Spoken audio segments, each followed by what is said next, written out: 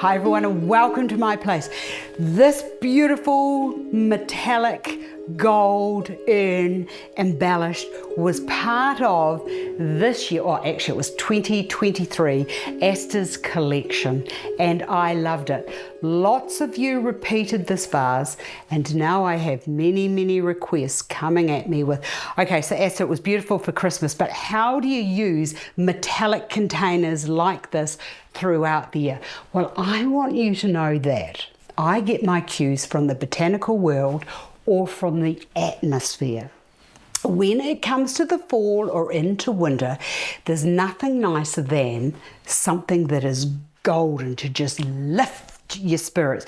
And what's beautiful about this container is I've tried to take as much of that metallicness out of it by putting on the black markings or the black transfers around the side, and it really does it just like woof, it's all been sucked into it, and it just like it's dissipated. So I absolutely love it. Now, what to do with arrangements throughout the year, and I'm going to use this as my fall, not too fall, but we'll come back to this container, because this container, if you've got something that's goldy, and a lot of people do, and it's just like, oh, I don't know what to do with it, and you put your flowers in, it's like, oh, but there's lots of things you can do with this, and I'm here to help. Okay, the first thing is getting your branches, and I'm going to bring one branch up and I'm going to bring one branch down, and then I'm going to take the biggest one out and I'm going to do that.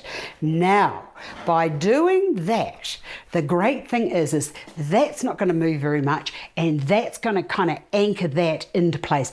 Perfect. The next to go into here is going to be a little bit of foliage. So I'm just going to bring that foliage into the center like so. As I said, it's going to be for the fall and not too much fall, or you could have it for all year round. Even that with some magnolias into it would look amazing, which just gives me an idea. We might come back to this in due course.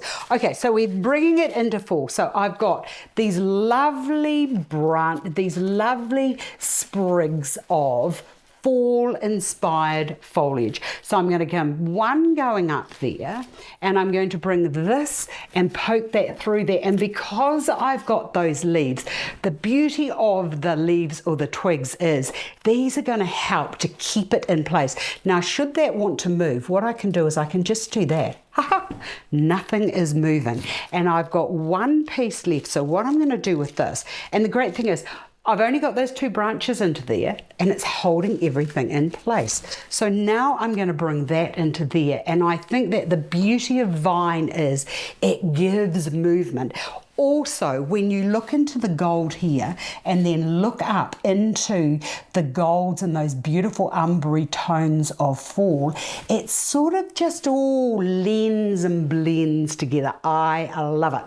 Now, because I've decided that I want to focus on these gorgeous proteas, I see white and I see big and I see loud, and I've done lots of tutorials on how to diffuse a big form, and that big form can be diffused by bringing in a little bit of white.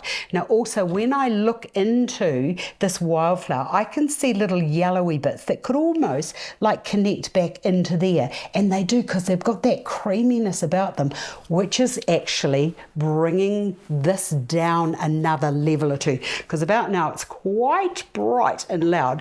But let's just bring the white in, and I'll bring two of those down and into there.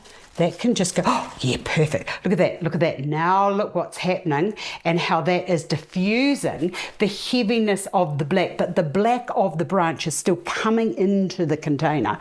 And I might just have to add about now, I don't know which is the right way and which is the wrong way, but it doesn't really matter. Okay, so I've got that there. Let me just bring this around here so that I can see where I'm going. And I'm just gonna bring that up and into there like so. So I've got that splaying out there, and I've got that splaying up there, and I just feel that I would like to bring another piece into the back now, so that it's there but it's not too there. Yeah, that's better. Look at that. just like we've got this lovely shower of white out this side, we've got the shower of white coming out the other side. Now let's get these in. What have we got here? We've got a big one. Let's bring that into there like so. We've got this one. Let's bring that down and into there like so, and then that.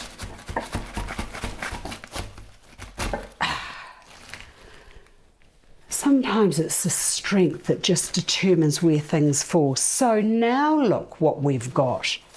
It's singing fall. So we've got the white there, so your eye comes in and it hits these, and also when you look into the little proteas, that little colour of the protea actually comes into the leaves and it picks up down into here. Oh, I just love it.